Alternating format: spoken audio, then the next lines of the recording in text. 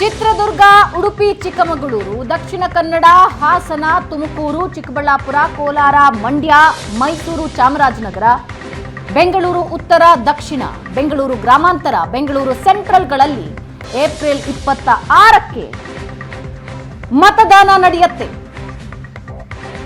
ಇನ್ನುಳಿದ 14 ಕ್ಷೇತ್ರಗಳು ಮೇ 7ಕ್ಕೆ ಮತದಾನ ನಡೆಯುತ್ತೆ. ಶಿವಮೊಗ್ಗ, ದಾವಣಗೆರೆ, ಹಾವೇರಿ, ಉತ್ತರ ಕನ್ನಡ, ಬಳ್ಳಾರಿ, ಧಾರವಾಡ, ಕೊಪ್ಪಳ, ಬೆಳಗಾವಿ, ಚಿಕ್ಕೋಡಿ, ಬಾಗಲಕೋಟೆ, ರಾಯಚೂರು, ವಿಜಯಪುರ, ಕಲಬುರಗಿ, ಬೀದರ್ನಲ್ಲಿ 2ನೇ ಹಂತದ ಮತದಾನ ಮೇ 7ಕ್ಕೆ ನಡೆಯುತ್ತೆ.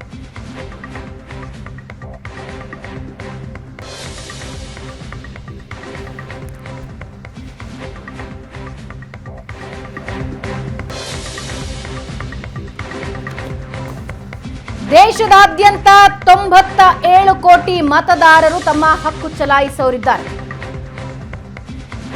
10.5 ಲಕ್ಷ ಪೋಲಿಂಗ್ ಬೂತ್ಗಳಿರುತ್ತವೆ. 55 ಲಕ್ಷ ಇವಿಎಂಗಳ ಬಳಕೆಯಾಗುತ್ತೆ. ವೃದ್ಧರು ಹಾಗೂ ವಿಕಲಚೇತನರಿಗೆ, ವಿಶೇಷ ಚೇತನರಿಗೆ ಮನೆಗೆ ಹೋಗಿ ಮತದಾನ ಮಾಡಿಸುವ ವಿಶೇಷ ವ್ಯವಸ್ಥೆ ಕಲ್ಪಿಸಲಾಗುತ್ತೆ.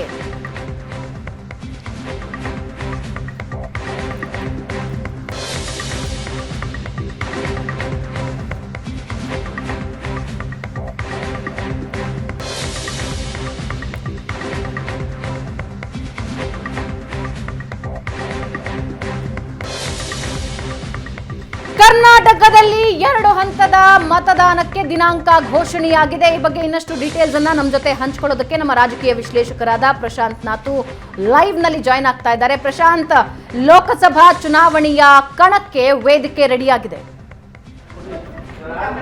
ಪ್ರತಿ ಬಾರಿಯಂತೆ ಈ ಸಲವೂ ಕೂಡ 2 ಹಂತಗಳಲ್ಲಿ ಮತದಾನವನ್ನು ಕರ್ನಾಟಕದಲ್ಲಿ ಮಾಡಲಿಕ್ಕೆ ಕೇಂದ್ರ ಚುನಾವಣಾ ಆಯೋಗ ನಿರ್ಧರಿಸಿದೆ. ಮೊದಲ ಹಂತದ ಮತದಾನ ಏಪ್ರಿಲ್ 26ಕ್ಕೆ.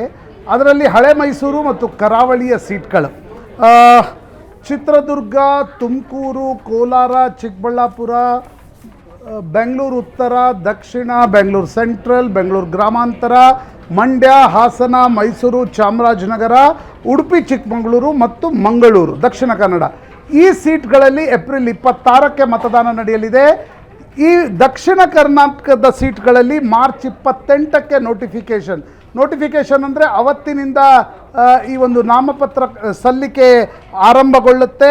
ಏಪ್ರಿಲ್ 4ಕ್ಕೆ ದಕ್ಷಿಣ ಕರ್ನಾಟಕದ 14 ಸೀಟ್ಗಳಲ್ಲಿ ಏಪ್ರಿಲ್ 4ಕ್ಕೆ ನಾಮಪತ್ರ ಸಲ್ಲಿಕೆಗೆ ಕೊನೆಯ ದಿನ. 5ನೇ ತಾರೀಕು ಸ್ಕ್ರೂಟ್ನಿ ನಡೆಯುತ್ತೆ. ಏಪ್ರಿಲ್ 5ಕ್ಕೆ ನಾಮಪತ್ರ ಪರಿಶೀಲನೆ. ನಂತರ ಏಪ್ರಿಲ್ 8ಕ್ಕೆ ನಾಮಪತ್ರ ವಾಪಸಾತಿಗೆ ಕೊನೆಯ ದಿನ ಇರುತ್ತೆ. ಏಪ್ರಿಲ್ 8ಕ್ಕೆ. ಏಪ್ರಿಲ್ 26 ಮೊದಲ ಹಂತದ ಚುನಾವಣೆ ನಡೆಯುತ್ತೆ. ಉತ್ತರ ಕರ್ನಾಟಕ ಭಾಗದಲ್ಲಿ ಅಂದರೆ ದಾವಣಗೆರೆ, ಶಿವಮೊಗ್ಗ, ಕಾರವಾರ, ಹಾವೇರಿ, ಧಾರವಾಡ, ಬಾಗಲಕೋಟೆ, ವಿಜಯಪುರ, ಚಿಕ್ಕೋಡಿ, ಬೆಳಗಾವಿ, ಕೊಪ್ಪಳ, ರಾಯಚೂರು, ಬಳ್ಳಾರಿ, ಕಲಬುರಗಿ ಮತ್ತು ಬೀದರ್, ಈ 14 ಕ್ಷೇತ್ರಗಳಲ್ಲಿ ಮೇ 7ಕ್ಕೆ ಅಂದರೆ 2ನೇ ಹಂತದಲ್ಲಿ ಮತದಾನ ನಡೆಯುತ್ತೆ. ದೇಶದ 3ನೇ ಹಂತ ಅಂದರೆ ಕರ್ನಾಟಕದ 2ನೇ ಹಂತ, ಅದು ಮೇ 7ಕ್ಕೆ ಮತದಾನವನ್ನು ನಿಗದಿಪಡಿಸಲಾಗಿದೆ. ಉತ್ತರ ಕರ್ನಾಟಕ ಭಾಗದ ಸೀಟ್ಗಳಲ್ಲಿ ನಾಮಪತ್ರ ಸಲ್ಲಿಕೆ ಅಂದರೆ ನೋಟಿಫಿಕೇಷನ್ 12 ಏಪ್ರಿಲ್ಗೆ, 12 ಏಪ್ರಿಲಕ್ಕೆ ಶುರುವಾಗುತ್ತೆ. ನಾಮಪತ್ರ ಸಲ್ಲಿಕೆಗೆ ಕೊನೆ ದಿನ ಏಪ್ರಿಲ್ 19. ನಾಮಪತ್ರ ಪರಿಶೀಲನೆ ಸ್ಕ್ರೂಟ್ನಿ ಏಪ್ರಿಲ್ 20ಕ್ಕೆ ನಡೆಯುತ್ತೆ. ನಾಮಪತ್ರ ವಾಪಸಾತಿಗೆ ಕೊನೆಯ ದಿನ ಏಪ್ರಿಲ್ 22. ಇನ್ನೊಮ್ಮೆ ಹೇಳ್ತೀನಿ, ಉತ್ತರ ಕರ್ನಾಟಕದ 14 ಸೀಟ್ಗಳಲ್ಲಿ ಅಂದರೆ ದಾವಣಗೆರೆಯ ನಂತರದ ಸೀಟ್ಗಳಲ್ಲಿ 2ನೇ ಹಂತದಲ್ಲಿ ಮತದಾನ ನಡೆಯುತ್ತೆ. ಮೇ 7ಕ್ಕೆ ಈ ಒಂದು ಮತದಾನ ನಡೆಯಲಿದೆ. ಅದರ ನೋಟಿಫಿಕೇಷನ್ ಏಪ್ರಿಲ್ 12ಕ್ಕೆ ಬರುತ್ತೆ. ನಾಮಪತ್ರ ಸಲ್ಲಿಕೆಗೆ ಕೊನೆಯ ದಿನ, last date of nomination 19 April, 19 ಏಪ್ರಿಲಕ್ಕಿರುತ್ತೆ. ನಾಮಪತ್ರದ ಸ್ಕ್ರೂಟ್ನಿ ಏಪ್ರಿಲ್ 20ಕ್ಕೆ ನಡೆದರೆ ನಾಮಪತ್ರ ವಾಪಸಾತಿಗೆ ಕೊನೆಯ ದಿನ 22 ಏಪ್ರಿಲ್ ಇರುತ್ತೆ. ಮೇ 7ಕ್ಕೆ ಕರ್ನಾಟಕದಲ್ಲಿ 2ನೇ ಹಂತದ ಚುನಾವಣೆ ನಡೆಯಲಿದೆ. 14 ಕ್ಷೇತ್ರಗಳಲ್ಲಿ ದಕ್ಷಿಣ ಹಳೆ ಮೈಸೂರಿನ 14 ಕ್ಷೇತ್ರಗಳು, ಮಂಗಳೂರು, ಉಡುಪಿ ಸೇರಿದಂತೆ ಹಳೆ ಮೈಸೂರಿನ ಕ್ಷೇತ್ರಗಳಲ್ಲಿ ಏಪ್ರಿಲ್ 26ಕ್ಕೆ ಮೊದಲ ಹಂತದ ಚುನಾವಣೆ ನಡೆಯುತ್ತೆ. ದಾವಣಗೆರೆ, ಶಿವಮೊಗ್ಗ, ಹಾವೇರಿ, ಆ ಉತ್ತರ ಕರ್ನಾಟಕ ಭಾಗದ ಸೀಟ್ಗಳಲ್ಲಿ ಮೇ 7ಕ್ಕೆ ಮತದಾನ ನಡೆಯಲಿದೆ. 2 ಹಂತದ ಮತದಾನ, 14 ಸೀಟ್ಗಳಲ್ಲಿ ಏಪ್ರಿಲ್ 26, ಇನ್ನೂ 14 ಸೀಟ್ಗಳಲ್ಲಿ ಮೇ 7. ಜೂನ್ 4ಕ್ಕೆ ಫಲಿತಾಂಶ.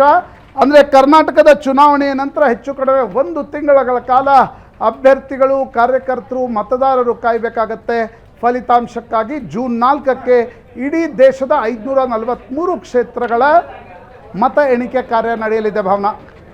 ಪ್ರಶಾಂತ್, 2 ಹಂತಗಳಲ್ಲಿ ಕರ್ನಾಟಕದಲ್ಲಿ ಮತದಾನ, ಸೊ ಯಾವ ರೀತಿ ಪ್ಲಾಟ್ಫಾರ್ಮ್ ರೆಡಿ ಆಗಿದೆ ಅಂತ ಅನ್ನಿಸ್ತಾ ಇದೆ? ನೋಡಿ, ನಿಶ್ಚಿತವಾಗಿ ಈಗಾಗಲೇ ಗೇರಪ್ ಆಗಿದೆ. ಕಾಂಗ್ರೆಸ್ ಗೇರಪ್ ಆಗಿದೆ, JDS ಗೇರಪ್ ಆಗಿದೆ, BJP ಕೂಡ ಗೇರಪ್ ಆಗಿದೆ. ನಿಶ್ಚಿತವಾಗಿ ಚುನಾವಣೆಗೆ ಮುಂಚೆಯೇ ಚುನಾವಣೆಯ ಕಾವು ಜೋರಾಗಿತ್ತು. ಆದರೆ ಈಗ ಚುನಾವಣೆ ದಿನಾಂಕಗಳು ಘೋಷಣೆ ಆದ ನಂತರ ಕೋಡ್ ಆಫ್ ಕಂಡಕ್ಟ್ ಬದಲಾಗುತ್ತೆ. ಇಲ್ಲಿಯವರೆಗೆ ಸರ್ಕಾರಗಳ ಕಾರ್ಯಕ್ರಮಗಳು, ಭೂಮಿ ಪೂಜೆ, ಶಂಕುಸ್ಥಾಪನೆ ಇವೆಲ್ಲವೂ ನಡೀತಾ ಇತ್ತು. ಆದರೆ ಚುನಾವಣಾ ಆಯೋಗದ ಪ್ರೆಸ್ ಕಾನ್ಫರೆನ್ಸ್ನ ನಂತರ ಈ ಒಂದು ಕೋಡ್ ಆಫ್ ಕಂಡಕ್ಟ್ ಜಾರಿಗೆ ಬರುತ್ತೆ. ಹೆಚ್ಚು ಕಡಿಮೆ ಅಂದರೆ ಜೂನ್ 4ರವರೆಗೆ ಈ ಕೋಡ್ ಆಫ್ ಕಂಡಕ್ಟ್ ಜಾರಿಯಲ್ಲಿರುತ್ತೆ. ಸುದೀರ್ಘ ಅವಧಿಯ ಈ ಒಂದು ನೀತಿ ಸಂಹಿತೆಯನ್ನು ಕೇಂದ್ರ ಚುನಾವಣಾ ಆಯೋಗ ಜಾರಿಗೊಳಿಸಿದೆ. ಕರ್ನಾಟಕದಲ್ಲಿ 2 ಹಂತ. ನಿಶ್ಚಿತವಾಗಿ ಹಳೆ ಮೈಸೂರಿನ ಸೀಟ್ಗಳಲ್ಲಿ ಮೊದಲ ಹಂತದಲ್ಲಿ ಚುನಾವಣೆ ನಡೆಯುತ್ತೆ. ಕರಾವಳಿಯ ಉಡುಪಿ, ಚಿಕ್ಕಮಗಳೂರು ಮತ್ತು ಮಂಗಳೂರಿನಲ್ಲೂ ಕೂಡ ಮೊದಲ ಹಂತದಲ್ಲೇ ಚುನಾವಣೆ ನಡೆಯುತ್ತೆ. ಉತ್ತರ ಕರ್ನಾಟಕ ಭಾಗದಲ್ಲಿ 2ನೇ ಹಂತದಲ್ಲಿ ಚುನಾವಣೆ ನಡೆಯುತ್ತೆ. ಬಹುತೇಕ ಸೀಟ್ಗಳ ಅಭ್ಯರ್ಥಿಗಳು ಕೂಡ ಫೈನಲ್ ಆಗಿವೆ. ಕಾಂಗ್ರೆಸ್ನ ಪಟ್ಟಿ ಮಾರ್ಚ್ 18ಕ್ಕೆ ಬರಲಿದೆ. Almost geared up for elections. ಪ್ರಚಾರ ಕಾರ್ಯ ಕೂಡ ಏನು ಶುರು ಆಗಿತ್ತು, ಈಗ ನೀತಿ ಸಂಹಿತೆ ಅಡಿಯಲ್ಲಿ ಪ್ರಚಾರ ಕಾರ್ಯ, ಜೊತೆಗೆ ಚುನಾವಣೆ ಘೋಷಣೆ ಆದ ಮೇಲೆ ಪ್ರಚಾರ ಕಾರ್ಯದಲ್ಲೂ ಕೂಡ ಇನ್ನಷ್ಟು ಗತಿ ಸಿಗಲಿದೆ ಅಂತ ಅನಿಸುತ್ತೆ. ಭಾವನಾ. ಪ್ರಶಾಂತ್, ಚುನಾವಣೆ ದಿನಾಂಕ ಘೋಷಣೆಯ ನಂತರ ಡೂಸ್ ಆ್ಯಂಡ್ ಡೋಂಟ್ಸ್ ಏನಾಗಿರುತ್ತವೆ ಪಕ್ಷಗಳಿಗೆ? ನಿಶ್ಚಿತವಾಗಿ ಪ್ರತಿ ಬಾರಿಯ ನೀತಿ ಸಂಹಿತೆಯಂತೆ ಸರ್ಕಾರಿ ಘೋಷಣೆಗಳನ್ನು ಮಾಡುವಂತಿಲ್ಲ. ಯಾವುದೇ ರೀತಿಯಾಗಿರ್ತಕ್ಕಂಥ ಅಂದರೆ ಈಗ ತಕ್ಷಣಕ್ಕೆ ಜಾರಿಗೆ ಬರೋದು, ಮಂತ್ರಿಗಳಿರಲಿ, ಶಾಸಕರಿರಲಿ, ಸಂಸದರಿರಲಿ, ತಮ್ಮ ಸರ್ಕಾರಿ ಕಾರ್ಗಳನ್ನು ವಾಪಸ್ ಜಿಲ್ಲಾಧಿಕಾರಿಗಳ ಕಚೇರಿಗೆ ಕೊಡಬೇಕಾಗತ್ತೆ. ಖಾಸಗಿ ವಾಹನಗಳನ್ನು ಬಳಸಬೇಕು. ಇವತ್ತಿನಿಂದಲೇ ಖರ್ಚಿನ ಮೇಲೂ ಕೂಡ ಒಂದು ನಿಗಾ ಇಡಲಾಗತ್ತೆ. ಒಂದು ರೀತಿಯ ಕಪ್ಪು ಹಣದ ಏನೊಂದು ಹರಿವಿರುತ್ತೆ, ಅದರ ಮೇಲೂ ಕೂಡ ITಯ ಕಣ್ಣು ನಿಶ್ಚಿತವಾಗಿರಲಿದೆ. ಯಾವುದೇ ರೀತಿಯಾಗಿರ್ತಕ್ಕಂಥ ಸರ್ಕಾರಿ ಯಂತ್ರವನ್ನು ಬಳಸುವಂತಿಲ್ಲ. ಧಾರ್ಮಿಕವಾಗಿರ್ತಕ್ಕಂಥ ಸ್ಥಳಗಳಲ್ಲಿ ಪ್ರಚಾರ ಮಾಡುವಂತಿಲ್ಲ. ನೀತಿ ಸಂಹಿತೆಯ ಎಲ್ಲ ನಿಯಮಗಳು ಈಗ ಪತ್ರಿಕಾಗೋಷ್ಠಿ ಆರಂಭವಾದಾಗಿನಿಂದಲೇ ಲಾಗು ಆಗ್ತವೆ, ಶುರು ಆಗ್ತವೆ. ಭಾವನಾ. ಪ್ರಶಾಂತ್, ಚುನಾವಣಾ ಆಯುಕ್ತರು ಒಂದು ಮಾತನ್ನು ಹೇಳ್ತಾ ಇದ್ರು, ಒಂದೇ ಒಂದು ಮತ ಎಲ್ಲಾದರೂ ಇದೆ, ತುಂಬ ದೂರದಲ್ಲೋ ಬೆಟ್ಟದಲ್ಲೋ ಇನ್ನೆಲ್ಲೋ ಇದೆ ಅಂತ ಹೇಳಿದ್ರು ಕೂಡ ಅಲ್ಲಿಗೂ ಕೂಡ ಚುನಾವಣಾ ಆಯೋಗ ತಲುಪಿ ಆ ಮತ ಪಡೆದುಕೊಳ್ಳುತ್ತೆ, ಅಂತಹ ವ್ಯವಸ್ಥೆಯನ್ನು ಮಾಡಲಾಗಿದೆ ಅಂತ. ಪ್ರಜಾಪ್ರಭುತ್ವದ ಅತಿ ದೊಡ್ಡ ಹಬ್ಬಕ್ಕೆ ಚುನಾವಣಾ ಆಯೋಗ ಯಾವ ರೀತಿ ರೆಡಿಯಾಗಿದೆ? ನೋಡಿ, ನಿಶ್ಚಿತವಾಗಿ ಭಾವನಾ, ಇಡೀ ವಿಶ್ವದಲ್ಲಿ ಅತಿ ದೊಡ್ಡ ಒಂದು ಪ್ರಜಾಪ್ರಭುತ್ವ ರಾಷ್ಟ್ರ ಅಂತಂದರೆ ಅದು ಭಾರತ. ಅದರಲ್ಲೂ ಕೂಡ ಚುನಾವಣಾ ಆಯೋಗ ಭಾರತದ ಚುನಾವಣಾ ಆಯೋಗ ನಡೆಸ್ತಕ್ಕಂಥ ಚುನಾವಣೆಗಳ ಅಧ್ಯಯನಕ್ಕೆ ಪಾಶ್ಚಿಮಾತ್ಯ ರಾಷ್ಟ್ರಗಳ ಚುನಾವಣಾ ಅಧಿಕಾರಿಗಳು ಕೂಡ ಬರ್ತಾರೆ. ಯಾಕಂದರೆ ಇಷ್ಟೊಂದು ವರ್ಸಟ್ಯಾಲಿಟಿ ಇರ್ತಕ್ಕಂಥ ದೇಶ, ಇಷ್ಟೊಂದು ಜಿಯೋಗ್ರಫಿಕಲಿ ಭಿನ್ನತೆ ಇರ್ತಕ್ಕಂಥ ಒಂದು ದೇಶದಲ್ಲಿ ಚುನಾವಣೆಗಳನ್ನು ನಡೆಸೋದು ಒಂದು ಚಾಲೆಂಜ್ ಆಗಿರುತ್ತೆ. ಆದರೆ ಒಂದೇ ಈಗ ನೋಡಿ, ಹಿಮಾಚಲ, ಉತ್ತರಾಖಂಡ, ನಾರ್ತ್ ಈಸ್ಟ್ನ ಈಶಾನ್ಯ ಭಾಗದ ರಾಜ್ಯಗಳು, ಇಲ್ಲಿ ಗುಡ್ಡಗಾಡು ಪ್ರದೇಶಗಳಲ್ಲಿ ಒಂದು ವೋಟ್ಗಾಗಿ ಒಂದು ಮತಗಟ್ಟೆಯನ್ನು ಸ್ಥಾಪಿಸಲಿಕ್ಕೆ 2-3 ದಿನ ದೂರ ನಡ್ಕೊಂಡು ಹೋಗಿ ಚುನಾವಣಾ ಅಧಿಕಾರಿಗಳು ಮತಗಟ್ಟೆಯನ್ನು ಸ್ಥಾಪಿಸಿರ್ತಕ್ಕಂಥ ಸಾಕಷ್ಟು ನಿದರ್ಶನಗಳಿವೆ. ಇನ್ನೊಂದು ಕಡೆ ದಂಡಕಾರಣ್ಯ ಭಾಗದಲ್ಲಿ ವೆಸ್ಟ್ ಬೆಂಗಾಲ್, ಒಡಿಸ್ಸಾ, ಜಾರ್ಖಂಡ್, ಛತ್ತೀಸ್ಗಢ, ಮಧ್ಯಪ್ರದೇಶ್, ಈ ಮಹಾರಾಷ್ಟ್ರದ ಈ ಒಂದು ದಂಡಕಾರಣ್ಯ ಭಾಗದಲ್ಲಿ ನಕ್ಸಲ್ ಇನ್ಫೆಕ್ಟೆಡ್ ಏರಿಯಾಗಳಲ್ಲೂ ಕೂಡ ಚುನಾವಣೆಗಳನ್ನು ನಡೆಸ್ತಕ್ಕಂಥದ್ದು ಮೊದಲು ಒಂದು ಸವಾಲಾಗಿತ್ತು. ಇತ್ತೀಚಿನ ದಿನಗಳಲ್ಲಿ ಅಲ್ಲೂ ಕೂಡ ಗಣನೀಯ ಪ್ರಮಾಣದಲ್ಲಿ ಮತ ಶೇಕಡ ಏರಿಕೆ ಆಗ್ತಾ ಇದೆ ಅಂತಕ್ಕಂಥದ್ದು ಕೂಡ ಗಮನಿಸಬೇಕಾಗಿರ್ತಕ್ಕಂಥ ಸಂಗತಿ.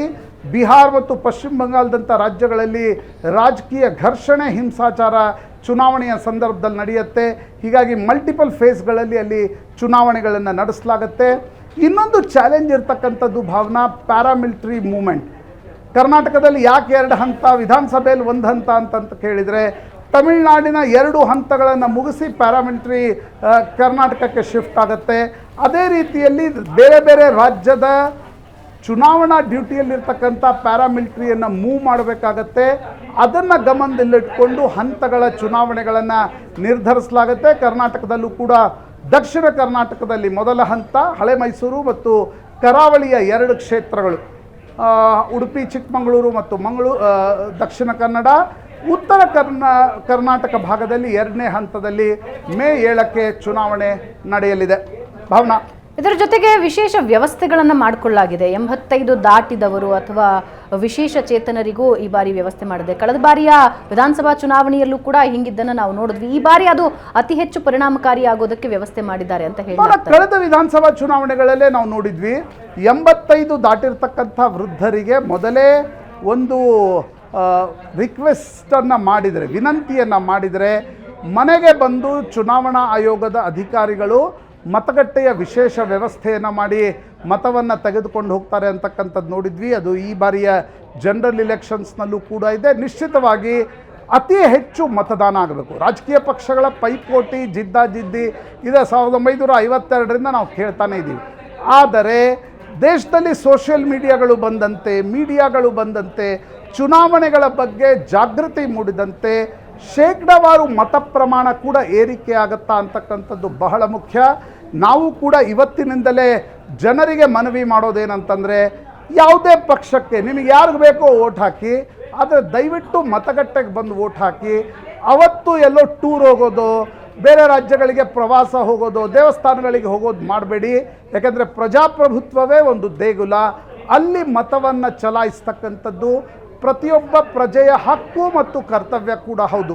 ಯಾಕಂದರೆ ನಾವು ವ್ಯವಸ್ಥೆಯನ್ನು ಬದಲಾಯಿಸಬೇಕಾದ್ರೆ ಮತದಾನವನ್ನು ಮಾಡಬೇಕಾಗತ್ತೆ. ಏಪ್ರಿಲ್ 26, ಮೇ 7 ಈ 2 ದಿನಗಳನ್ನು ಕರ್ನಾಟಕದಲ್ಲಿ ನೆನಪಿಟ್ಕೊಳ್ಬೇಕಾಗತ್ತೆ. ಏಪ್ರಿಲ್ 26 ಮತ್ತು ಮೇ 7 ದಕ್ಷಿಣ ಕರ್ನಾಟಕದ ಜನ, ಬೆಂಗಳೂರು ಸೇರಿದಂತೆ ಬೆಂಗಳೂರು ಸುತ್ತಮುತ್ತಲಿನ ಜನ ಏಪ್ರಿಲ್ 26 ನೋಟ್ ಮಾಡಿಟ್ಕೊಳ್ಬೇಕು. ಉತ್ತರ ಕರ್ನಾಟಕ ಭಾಗದ ಜನ ಮೇ 7 ನೋಟ್ ಮಾಡಿಟ್ಕೊಳ್ಬೇಕು. ಭಾವನಾ, ಪ್ರಶಾಂತ್, ಹಣದ ಹರಿವು ಒಂದು ದೊಡ್ಡ ಚಾಲೆಂಜ್ ಆಗಿರುತ್ತೆ ಚುನಾವಣಾ ಆಯೋಗಕ್ಕೆ. ಸೊ ಈ ಹಿನ್ನೆಲೆಯಲ್ಲಿ ಏನು ವ್ಯವಸ್ಥೆ ಮಾಡ್ಕೊಂಡಿದೆ ಚುನಾವಣಾ ಆಯೋಗ? ನೋಡಿ, ನಿಶ್ಚಿತವಾಗಿ ಹಣದ ಹರಿವು ಎಷ್ಟೇ ಡಿಮಾನಿಟೈಸೇಷನ್ ಆದ ನಂತರ ಕಪ್ಪು ಹಣದ ನಿಯಂತ್ರಣ ಆಗಿದೆ ಅಂತಂದ್ರೂ ಕೂಡ ರಾಜಕೀಯ ಪಕ್ಷಗಳ ಬಳಿ, ರಾಜಕೀಯ ನಾಯಕರ ಬಳಿ ಕಪ್ಪು ಹಣ ಇರುತ್ತೆ. ಅದು ಚುನಾವಣೆಯಲ್ಲಿ ಬಳಕೆ ಆಗುತ್ತೆ ಅಂತಕ್ಕಂಥದ್ದು ಎಲ್ರಿಗೂ ಗೊತ್ತಿರುವ ವಿಚಾರ.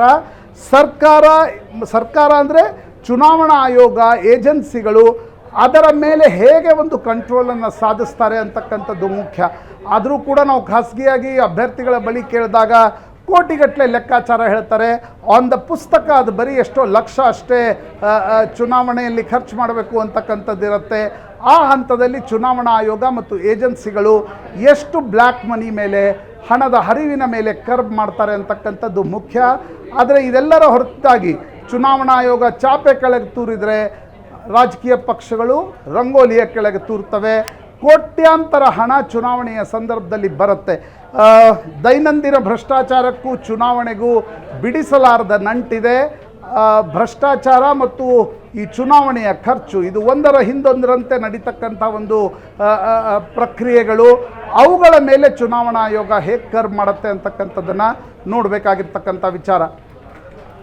ರೈಟ್ ಪ್ರಶಾಂತ್, 2 ಹಂತದಲ್ಲಿ ಕರ್ನಾಟಕದಲ್ಲಿ ಚುನಾವಣೆ ನಡೆಯೋದಕ್ಕೆ ಚುನಾವಣಾ ಆಯೋಗ ದಿನಾಂಕ ನಿಗದಿ ಮಾಡಿದೆ. ಏಪ್ರಿಲ್ 26, ಮೇ 7ಕ್ಕೆ 2 ಹಂತದಲ್ಲಿ ಚುನಾವಣೆ ನಡೆಯುತ್ತೆ. ಮೊದಲ ಹಂತದಲ್ಲಿ ರಾಜ್ಯದ ದಕ್ಷಿಣ ಭಾಗದ ಜಿಲ್ಲೆಗಳಲ್ಲಿ 14 ಕ್ಷೇತ್ರಗಳಲ್ಲಿ ಎಲೆಕ್ಷನ್ ನಡೆಯುತ್ತೆ. ಮೇ 7ಕ್ಕೆ 2ನೇ ಹಂತದ ಎಲೆಕ್ಷನ್ ನಡೆಯುತ್ತೆ. ಕರ್ನಾಟಕದಲ್ಲಿ ಮೊದಲ ಹಂತದಲ್ಲಿ ಚಿತ್ರದುರ್ಗ, ಉಡುಪಿ ಚಿಕ್ಕಮಗಳೂರು, ದಕ್ಷಿಣ ಕನ್ನಡ, ಹಾಸನ, ತುಮಕೂರು, ಚಿಕ್ಕಬಳ್ಳಾಪುರ, ಕೋಲಾರ, ಮಂಡ್ಯ, ಮೈಸೂರು, ಚಾಮರಾಜನಗರ, ಬೆಂಗಳೂರು ಉತ್ತರ, ದಕ್ಷಿಣ, ಸೆಂಟ್ರಲ್, ಬೆಂಗಳೂರು ಗ್ರಾಮಾಂತರದಲ್ಲಿ ಚುನಾವಣೆ ನಡೆಯುತ್ತೆ.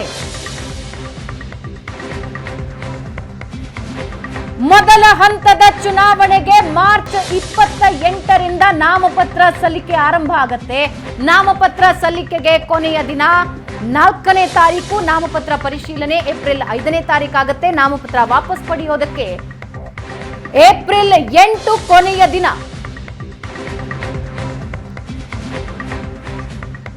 ಎರಡನೇ ಹಂತದ ಮತದಾನ ಶಿವಮೊಗ್ಗ, ದಾವಣಗೆರೆ, ಹಾವೇರಿ, ಉತ್ತರ ಕನ್ನಡ, ಬಳ್ಳಾರಿ, ಧಾರವಾಡ, ಕೊಪ್ಪಳ, ಬೆಳಗಾವಿ, ಚಿಕ್ಕೋಡಿ, ಬಾಗಲಕೋಟೆ, ರಾಯಚೂರು, ವಿಜಯಪುರ, ಕಲಬುರಗಿ ಮತ್ತು ಬೀದರ್ನಲ್ಲಿ ನಡೆಯುತ್ತೆ.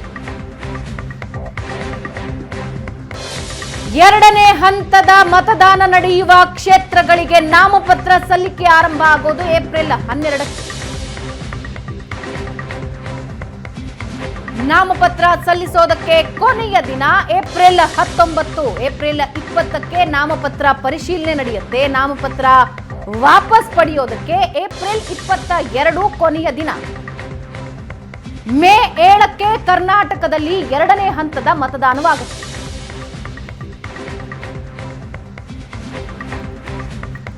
ಜೂನ್ 4 ದೇಶದಾದ್ಯಂತ ಮತ ಎಣಿಕೆ ನಡೆಯುತ್ತೆ. ಮೇ 7ಕ್ಕೆ ಎರಡನೇ ಹಂತದ ಮತದಾನದ ಮುಕ್ತಾಯದ ನಂತರ ಸುಮಾರು 1 ತಿಂಗಳ ಕಾಲ ಕರ್ನಾಟಕದ ಎಲೆಕ್ಷನ್ ರಿಸಲ್ಟ್ಗೆ ಕರ್ನಾಟಕದ ಜನ ಕಾಯಬೇಕಾಗತ್ತೆ.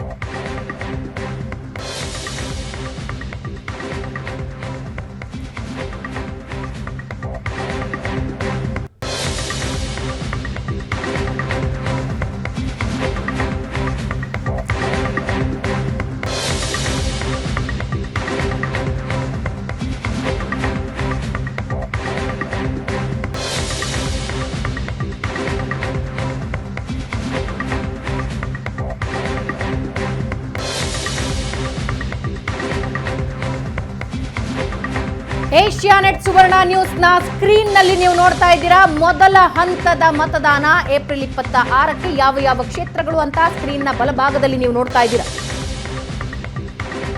ಎರಡನೇ ಹಂತದ ಮತದಾನ ಮೇ 7ನೇ ತಾರೀಕು ನಡೆಯುತ್ತೆ.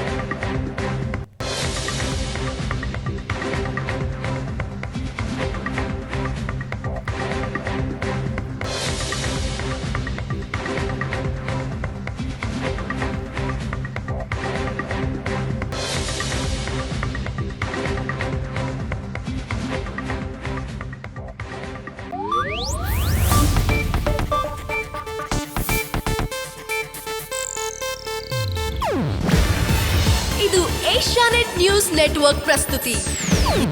ನೀವು ನೋಡ್ತಿದ್ದೀರಾ ಏಷ್ಯಾನೆಟ್ ಸುವರ್ಣ ನ್ಯೂಸ್.